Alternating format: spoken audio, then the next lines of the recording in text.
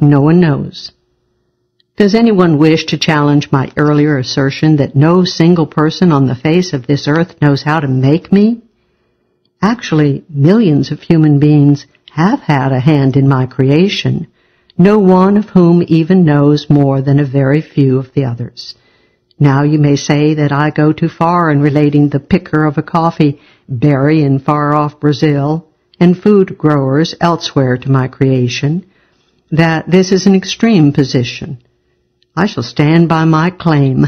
There isn't a single person in all these millions, including the president of the pencil company, who contributes more than a tiny infinitesimal bit of know-how. From the standpoint of know-how, the only difference between the miner of graphite in Ceylon and the logger in Oregon is in the type of know-how. Neither the miner nor the logger can be dispensed with any more than can the chemist at the factory or the worker in the oil field, paraffin being a byproduct of petroleum. Here is an astounding fact. Neither the worker in the oil field, nor the chemist, nor the digger of graphite or clay, nor any who mans or makes the ships or trains or trucks, nor the one who runs the machine that does the knurling on my bit of metal, nor the president of the company performs his singular task because he wants me. Each one wants me less, perhaps, than does a child in the first grade. Indeed, there are some among this vast multitude who never saw a pencil, nor would they know how to use one. Their motivation is other than me. Perhaps it is something like this. Each of these millions sees that he can thus exchange his tiny know-how for the goods and services he needs or wants. I may or may not be among these items. No mastermind. There is a fact still more astounding. The absence of a mastermind, of anyone dictating or forcibly directing these countless actions which bring me into being. No trace of such a person can be found. Instead, we find the invisible hand at work. This is the mystery to which I earlier referred. It has been said that only God can make a tree. Why do we agree with this? Isn't it because we realize that we ourselves could not make one? Indeed, can we even describe a tree? We cannot, except in superficial terms. We can say, for instance, that a certain molecular configuration manifests itself as a tree. But what mind is there among men that could even record, let alone direct, the constant changes in molecules that transpire in the lifespan of a tree? Such a feat is utterly unthinkable. I, pencil, am a complex combination of miracles. A tree, zinc, copper, graphite, and so on. But to these miracles, which manifest themselves in nature, an even more extraordinary miracle has been added, the configuration of creative human energies. Millions of tiny know-hows configurating naturally and spontaneously in response to human necessity and desire, and in the absence of any human masterminding. Since only God can make a tree, I insist that only God could make me. Man can no more direct these millions of know-hows to bring me into being than he can put molecules together to create a tree. The above is what I meant when writing.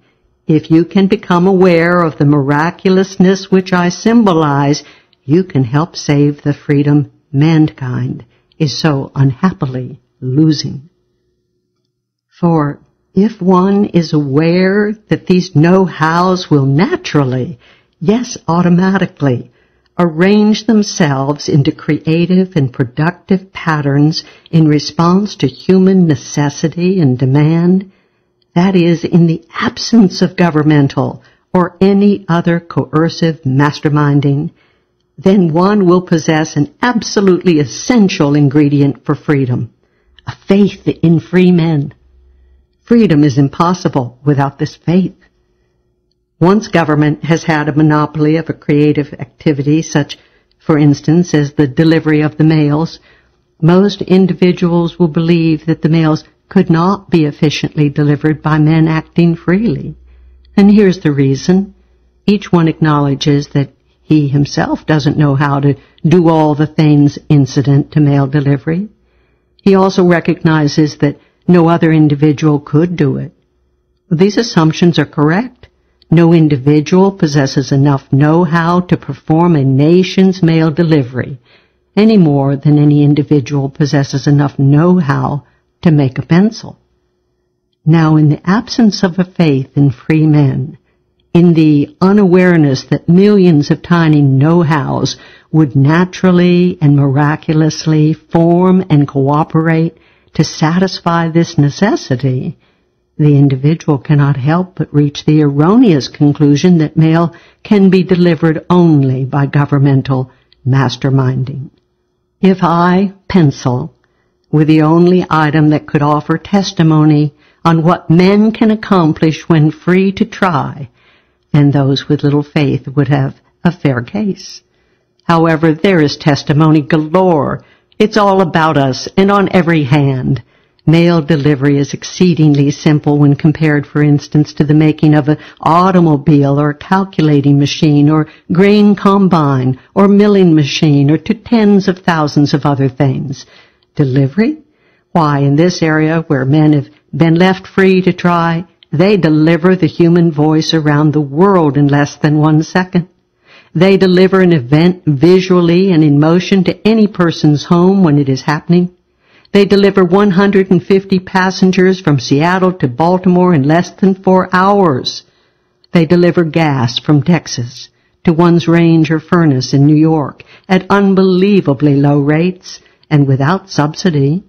They deliver each 4 pounds of oil from the Persian Gulf to our eastern seaboard halfway around the world for less money than the government charges for delivering a 1-ounce letter across the street. The lesson I have to teach is this: leave all creative energies uninhibited. Merely organize society to act in harmony with this lesson. Let society's legal apparatus remove all obstacles the best it can. Permit these creative know-hows freely to flow. Have faith that free men will respond to the invisible hand. This faith will be confirmed.